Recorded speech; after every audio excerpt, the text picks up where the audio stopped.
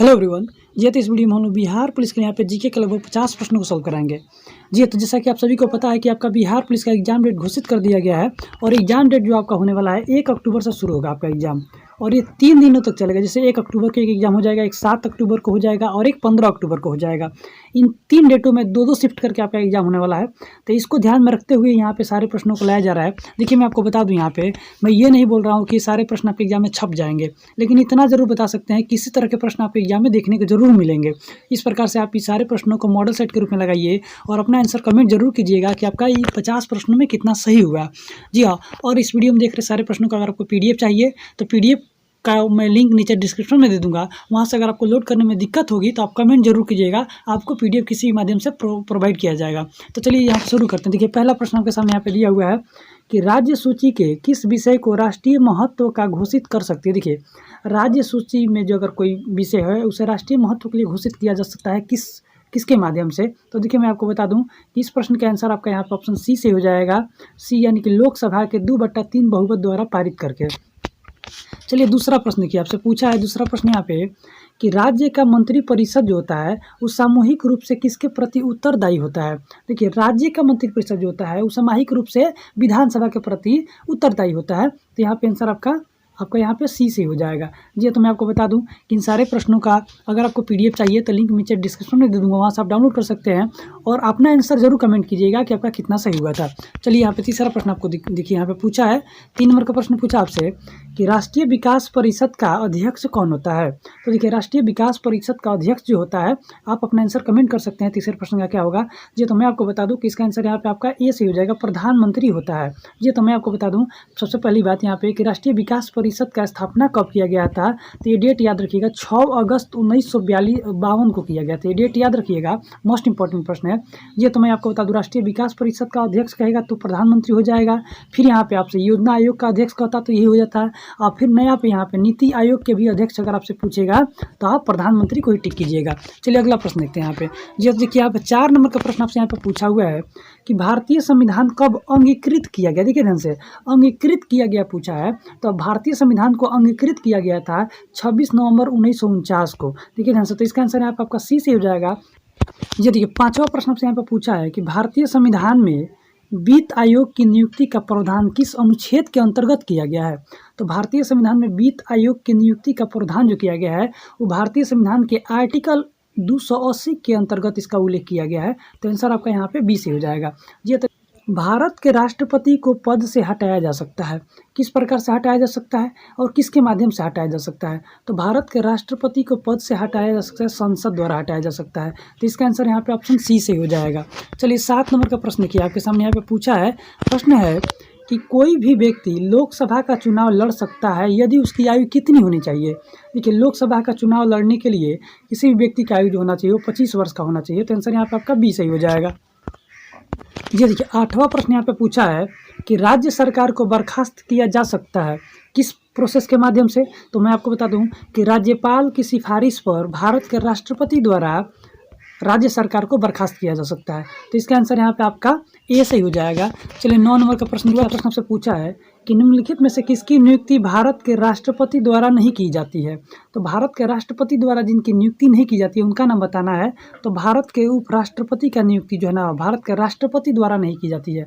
यहाँ पे राजदूत हो गए, प्रधानमंत्री हो गए, महान्यायवादी हो गए, इन सारे को भारत के राष्ट्रपति द्वारा नियुक्ति की जाती है, लेकिन भारत के उपराष्ट्रपति की नियुक्ति यहाँ पे राष्ट्रपति द्वारा नहीं की जाती है। चलिए अगला प्रश्न देखते हैं यहाँ पे। जी हाँ, तो देखिए नेक्स्ट प्रश्न आपसे यहाँ पे पूछा हुआ है। प्रश्न है कि भारतीय संविधान के अनुसार राज्य का अधिशासी प्रधान कौन होता है। देखिए राज्य का अधिशासी प्रधान बताना है, एग्जीक्यूटिव हेड कौन होता है ये आपको बताना है। तो राज्य का जो अधिकारी होता है वो राज्यपाल होता है।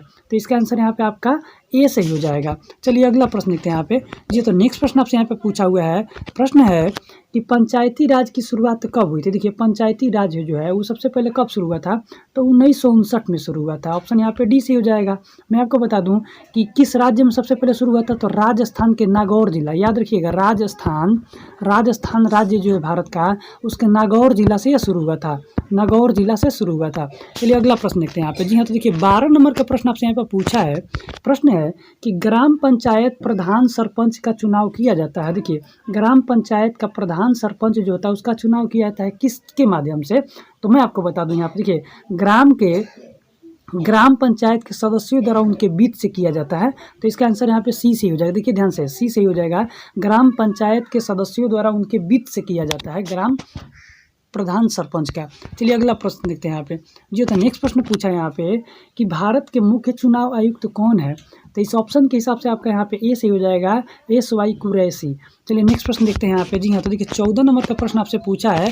प्रश्न है आपके सामने कि स्वतंत्र भारत के प्रथम गवर्नर जनरल कौन थे? तो स्वतंत्र भारत का पूछा हुआ है, तो यहाँ पे आपका आंसर यहाँ पे हो जाएगा लॉर्ड माउंटबेटन। आंसर यहाँ पे आपका डी से हो जाएगा। यदि यही प्रश्न आपसे पूछा होता कि स्वतंत्र भारत के भारतीय गवर्नर जनरल कौन थे, तो सी राजगोपालाचारी टिक करते आप। भारतीय बोलता तो सी राजगोपालाचारी हो जाते। चलिए नेक्स्ट प्रश्न देखते हैं यहाँ पे। जी तो प्रश्न आपसे यहाँ पे पूछा हुआ है कि भारतीय संविधान में कहा गया है हिंदी को। देखिए भारतीय संविधान में हिंदी के बारे में क्या कहा गया है? तो जो हिंदी है ना हमारा, वो राष्ट्र की भाषा होगी, यही कहा गया है। तो इसका आंसर यहाँ पे आपका ए सही हो जाएगा। चलिए नेक्स्ट प्रश्न देखते हैं यहाँ पे। ये तो प्रश्न आपसे यहाँ पे पूछा है। प्रश्न है कि जब भारत को आज़ादी मिली उस समय ब्रिटेन के प्रधानमंत्री कौन थे? जिसमें भारत आज़ाद हुआ उस समय ब्रिटेन में जो प्रधानमंत्री थे उनका नाम था एटली। आंसर यहाँ पे आपका डी सही हो जाएगा। चलिए 17 नंबर का प्रश्न देखिए आपसे पूछा हुआ है कि भारत का राष्ट्रपति बनने की योग्यता के लिए न्यूनतम आयु कितनी होनी चाहिए? तो भारत के यदि किसी व्यक्ति को राष्ट्रपति बनना है तो उसकी न्यूनतम आयु जो होनी चाहिए वो 35 वर्ष का होना चाहिए। तो आंसर यहाँ पे सी से हो जाएगा। चलिए 18 नंबर का प्रश्न देखिए आपसे यहाँ पे पूछा है कि स्थानीय स्वशासन के किस स्तर पर पंचायती व्यवस्था की संरचना हुई? देखिए स्थानीय स्वशासन के किस स्तर पर पंचायती व्यवस्था की संरचना हुई, यह प्रश्न पूछा है। तो देखिए यहाँ पे ग्राम, खंड और जिला स्तर पे हुई। तो आंसर यहाँ पे आपका सी से हो जाएगा। देखिए ग्राम, उसके बाद से खंड, फिर जिला स्तर, इस तरह से यहाँ पे इसकी संरचना हुई थी। श्वेत पत्र किसे कहा जाता है? तो श्वेत पत्र में होता ये है कि सरकार द्वारा किसी महत्वपूर्ण मुद्दे पर जारी की जाने वाली रिपोर्ट जो होता है ना, वो श्वेत पत्र द्वारा जारी किया जाता है। तो आंसर यहाँ पे ए सही हो जाएगा। चलिए नेक्स्ट प्रश्न देखिए आपसे यहाँ पे पूछा हुआ है। मोस्ट इंपॉर्टेंट प्रश्न है ये। प्रश्न है कि मृत्युदंड की सजा पाने वाले व्यक्ति को क्षमादान का अधिकार संविधान में सिर्फ किसे दिया गया है? तो देखिए अगर किसी व्यक्ति को फांसी की सज़ा दी जाए और उसको क्षमादान देने की जो मात्र जो शक्ति प्रदान है वो भारत के राष्ट्रपति को प्रदान है, क्षमादान की शक्ति। तो आंसर यहाँ पे आपका डी से हो जाएगा। चलिए नेक्स्ट प्रश्न देखिए आपसे यहाँ पर पूछा है। प्रश्न है कि एक विधेयक कानून तब बनता है जब, देखिए कोई भी एक विधेयक कानून तब बनता है जब उस पर राष्ट्रपति अपना हस्ताक्षर कर देता है। देखिए जब इस पर राष्ट्रपति के हस्ताक्षर हो जाते हैं ना, तो वो जो है विधेयक कानून बन जाता है। तो ऑप्शन यहाँ पे आपका बी सही हो जाएगा। चलिए देखिए 22 नंबर का प्रश्न आपसे यहाँ पे पूछा है। प्रश्न आप देखिए यहाँ पे पढ़ सकते हैं प्रश्नों को। जैसे कि 22 नंबर का प्रश्न पूछा है कि भारतीय संविधान का वह भाग जो संविधान निर्माताओं की मनोदशा तथा आदर्शों को सही ढंग से व्यक्त करता है वो क्या है? तो देखिए आपको मैं बता दूं कि नीति निर्देशक तत्व जो है ना, यही उसकी मनोदशाओं को व्यक्त करता है। तो आपका आंसर यहाँ पे ए सही हो जाएगा। चलिए देखिए 23 नंबर का प्रश्न आपसे यहाँ पे पूछा हुआ है। प्रश्न है कि अध्यादेश जारी करने का अधिकार संविधान ने दिया, किसे दिया है? तो देखिए अध्यादेश जारी करने का जो अधिकार जो दिया गया है वो देश में राष्ट्रपति को और राज्यों में राज्यपाल को। तो आंसर यहाँ पे आपका डी से हो जाएगा, दोनों को दिया गया है। चलिए नेक्स्ट प्रश्न देखिए पूछा आपसे 24 नंबर का। यहाँ पे प्रश्न देख सकते हैं आप कि लोकसभा के सदस्यों की संख्या निर्धारित करने का आधार क्या है? देखिए लोकसभा में कितने सदस्य होंगे इसका निर्धारण किसके आधार पर किया जाता है? तो मैं आपको बता दूं कि राज्यों की जनसंख्या के आधार पर किया जाता है। जनसंख्या के आधार पे ही यहाँ पे लोकसभा के सदस्यों का निर्धारण किया जाता है। तो ऑप्शन आपका ए सही हो जाएगा। चलिए नेक्स्ट प्रश्न देखते हैं यहाँ पे। जी हाँ, तो देखिए नेक्स्ट प्रश्न आपसे यहाँ पे पूछा हुआ है। प्रश्न है कि किसी विधेयक के धन विधेयक होने का निर्णय कौन करता है? देखिए कोई विधेयक जो है वो धन विधेयक है कि नहीं है, इसका निर्णय कौन लेता है? तो देखिए मैं आपको बता दूं कि इसका निर्णय जो है लोकसभा का अध्यक्ष कराता है। देखिए ध्यान से, धन विधेयक है या नहीं है, इसका निर्णय जो है लोकसभा का अध्यक्ष करता है। चलिए अगला प्रश्न देखते हैं यहाँ पे। ये तो नेक्स्ट प्रश्न देखिए आपसे यहाँ पे पूछा हुआ है। प्रश्न है कि भारतीय संविधान में मूल कर्तव्यों के प्रावधान की संस्तुति निम्नलिखित में से किसने की थी? मूल कर्तव्यों की संस्तुति जो है ना किसने की थी? तो देखिए यहाँ पे स्वर्ण सिंह समिति, ऑप्शन आपका यहाँ पे डी से हो जाएगा। मोस्ट इंपॉर्टेंट प्रश्न है, मूल कर्तव्यों के बारे में सबसे पहले स्वर्ण सिंह समिति ने ही प्रावधान रखे थे। चलिए अगला प्रश्न देखते हैं यहाँ पे जी। तो नेक्स्ट प्रश्न आपसे यहाँ पे पूछा हुआ है, प्रश्न है कि आपातकाल की घोषणा निम्नलिखित में से किस अनुच्छेद में निहित है? तो देखिए आपातकाल की घोषणा जो करना है वो आर्टिकल आपका यहाँ पे 352, देखिए ध्यान से आंसर आपका यहाँ पे ए से हो जाएगा। जी देखिए यहाँ पे आपको 28वां प्रश्न आपसे यहाँ पे पूछा है कि राज्य के नीति निर्देशक तत्वों का प्रावधान संविधान के किस अनुच्छेद में किया गया है? तो मैं आपको बता दूं कि राज्य के नीति निर्देशक तत्वों का प्रावधान भारतीय संविधान के भाग, याद रखिएगा, देखिए ढंग से भाग 4 के अंतर्गत इसका उल्लेख मिलता है और अनुच्छेद जो है ना 36 से 51 के बीच में इसका उल्लेख मिलता है। तो आंसर आपका यहाँ पे 20 हो जाएगा। अनुच्छेद पूछेगा तो 36 से 51 और भारतीय संविधान का भाग पूछेगा तो भाग 4 के अंतर्गत राज्य के नीति निर्देशक तत्वों का प्रावधान किया गया है। चलिए नेक्स्ट प्रश्न देखिए आपसे 29 नंबर का प्रश्न आपसे यहाँ पे पूछा हुआ है। तो प्रश्न है कि किस राज्य में सबसे पहले पंचायती राज प्रारंभ किया गया? तो देखिए किस राज्य में पंचायती राज प्रारंभ किया गया? तो मैं अभी आपको बताया था कि राजस्थान के नागौर जिला में किया गया था और कब किया गया था? तो 1959 में किया गया था। ये डेट याद रखिएगा, 2 अक्टूबर 1959 को। चलिए नेक्स्ट प्रश्न देखिए आपसे यहाँ पे पूछा है। तो प्रश्न है कि व्यक्तिगत सत्याग्रह, देखिए सर, व्यक्तिगत सत्याग्रह किसने प्रारंभ किया? बहुत इंपॉर्टेंट प्रश्न है ये। तो इसका आंसर यहाँ पे आपका विनोबा भावे हो जाएंगे। देखिए विनोबा भावे जी ने व्यक्तिगत सत्याग्रह को आरंभ किया था। चलिए नेक्स्ट प्रश्न देखते हैं यहाँ पे। ये देखिए प्रश्न पूछा आपसे यहाँ पे कि साइमन प्रतिवेदन पर विचार के लिए बुलाए गए 3 गोलमेज सम्मेलनों में भाग लेने वाले प्रतिनिधि कौन थे? देखिए साइमन कमीशन में तीनों गोलमेज सम्मेलन में भाग लेने वाले जो व्यक्ति थे भारत की तरफ से, वो भीमराव अंबेडकर जी थे। मोस्ट इंपॉर्टेंट प्रश्न है ये। आपसे प्रश्न पूछता है कि साइमन कमीशन के बुलाए गए तीनों गोलमेज सम्मेलन में भाग लेने वाले व्यक्ति कौन थे? तो भीमराव अंबेडकर जी। इंपॉर्टेंट प्रश्न है ये। चलिए नेक्स्ट प्रश्न देखिए आपसे यहाँ पर पूछा हुआ है। तो प्रश्न है आपके सामने यहाँ पे कि भारतीय सिविल सेवाओं में चुने गए पहले भारतीय का नाम बताना है। देखिए सिविल सेवा में चुने गए पहले भारतीय व्यक्ति जो थे उनका नाम था सत्येंद्र नाथ टैगोर जी। देखिए भारत की तरफ से सबसे पहले व्यक्ति जो थे वो ICS अधिकारी बने थे, याद रखिएगा। नेक्स्ट प्रश्न देखते हैं यहाँ पे जी। तो नेक्स्ट प्रश्न आपसे यहाँ पे पूछा हुआ है। प्रश्न है कि सन 1857 के निम्नलिखित नेताओं में से किसने सबसे पहले अपना बलिदान दिया? देखिए 1857 की जो स्वतंत्रता संग्राम हुई थी उसमें सबसे पहले किस व्यक्ति ने अपना बलिदान दिया? तो मंगल पांडे ने दिया था। देखिए मोस्ट इंपॉर्टेंट प्रश्न है, इन्हीं के नेतृत्व में स्वतंत्र संग्राम का आरंभ हुआ था। चलिए अगला प्रश्न देखते हैं यहाँ पे जी। हाँ तो देखिए नेक्स्ट नंबर का प्रश्न पूछा है कि सांप्रदायिक निर्वाचन क्षेत्रों की पद्धति की शुरुआत भारत में किसके द्वारा की गई थी? तो सांप्रदायिक निर्वाचन की जो शुरुआत की गई थी वो भारतीय एक्ट जो था 1909 मार्ले मिट्टो सुधार, इसी के माध्यम से किया गया था और इसी के माध्यम से सबसे पहले मुसलमानों को अलग मत देने का हक प्रदान किया गया 1909 के मार्ले मिट्टो सुधार के अनुसार। चलिए नेक्स्ट प्रश्न देखते हैं यहाँ पे।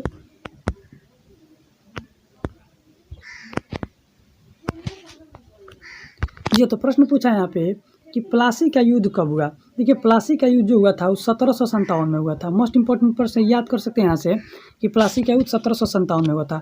1857 में जो भारत का स्वतंत्रता संग्राम हुआ था। चलिए नेक्स्ट प्रश्न देखते हैं यहाँ पे। ये तो प्रश्न आपसे यहाँ पे पूछा हुआ है कि भारत को स्वतंत्रता कब प्राप्त हुई? देखिए भारत कब आज़ाद हुआ ये बताना है। तो 15 अगस्त 1947 को भारत स्वतंत्र हुआ और 15 अगस्त को भारत में स्वतंत्रता दिवस के रूप में मनाया जाता है और 26 जनवरी का डेट याद रखिएगा, ये गणतंत्र दिवस के रूप में मनाया जाता है। चलिए नेक्स्ट प्रश्न देखते हैं यहाँ पे। ये तो नेक्स्ट प्रश्न आपसे यहाँ पे पूछा हुआ है। प्रश्न है कि होम रूल आंदोलन, देखिए होम रूल आंदोलन किसके द्वारा चलाया गया था? तो इसका आंसर यहाँ पे एनी बेसेंट हो जाएगा। तो आंसर यहाँ पे बी सी हो जाएगा, एनी बेसेंट जी के द्वारा चलाया गया था। चलिए अगला प्रश्न देखिए आपसे पूछा है प्रश्न यहाँ पे कि जब भारत को स्वतंत्रता प्राप्त हुई उस समय वायसराय कौन थे? जिसमें भारत आज़ाद हो रहा था उस समय वायसराय जो थे उनका नाम बताना है। तो यहाँ पे आंसर आपका बी से हो जाएगा, लॉर्ड माउंटबेटन जी थे। तो यहाँ पे बी सही हो जाएगा। चलिए नेक्स्ट प्रश्न देखिए यहाँ पे पूछा है प्रश्न आपसे कि भारतीय राष्ट्रीय कांग्रेस का प्रथम अधिवेशन किस स्थान पर हुआ था? तो भारतीय राष्ट्रीय कांग्रेस का प्रथम अधिवेशन जो हुआ था वो मुंबई में हुआ था, याद रखिएगा मुंबई में हुआ था। और आपको बता दूं कि भारतीय राष्ट्रीय कांग्रेस की स्थापना कब हुई थी? तो 1885 में किया गया था और इसके संस्थापक का नाम बता दें आपको कि A.O. ह्यूम, नाम याद रखिएगा, A.O. ह्यूम ने इसकी स्थापना की थी। चलिए किए थे। चलिए नेक्स्ट प्रश्न देखिए, आपसे यहाँ पे पूछा हुआ है, प्रश्न है कि स्वराज मेरा जन्मसिद्ध अधिकार है, यह नारा स्लोगन जो है किसने दिया था, किसने कहा था? तो स्वराज हमारा जन्मसिद्ध अधिकार है, बाल गंगाधर तिलक जी यानी कि लोकमान्य तिलक जी दिए थे। तो इसका आंसर यहाँ पे डी से हो जाएगा। चलिए 41 नंबर का प्रश्न आपसे पूछा हुआ है, मोस्ट इंपॉर्टेंट प्रश्न है ये भी, कि भारत में अंग्रेजी शिक्षा जो है ना उसका प्रारंभ किसने किया था? तो भारत में अंग्रेजी शिक्षा का प्रारंभ जो किए थे वो अंग्रेज व्यक्ति का नाम था लॉर्ड मैकाले। तो इसका आंसर यहाँ पे आपका बी से ही हो जाएगा। चलिए देखिए 42 नंबर का प्रश्न आपसे यहाँ पे पूछा है, प्रश्न है कि बंगाल में स्थायी बंदोबस्त किसने शुरू किया? देखिए मोस्ट इंपॉर्टेंट प्रश्न है, स्थायी बंदोबस्त जो है किसने शुरू किया था? तो लॉर्ड कॉर्नवालिस ने शुरू किया था। इसका आंसर यहाँ पे बी से ही हो जाएगा।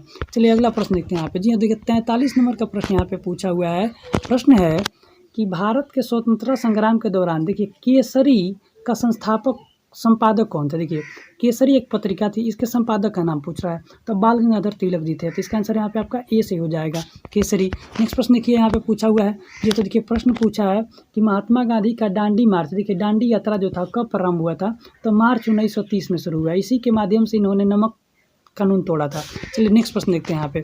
ये तो 45 नंबर का प्रश्न पूछा है कि जन गण मन जो है भारत का राष्ट्रीय गान ये सर्वप्रथम कब और कहाँ गाया गया?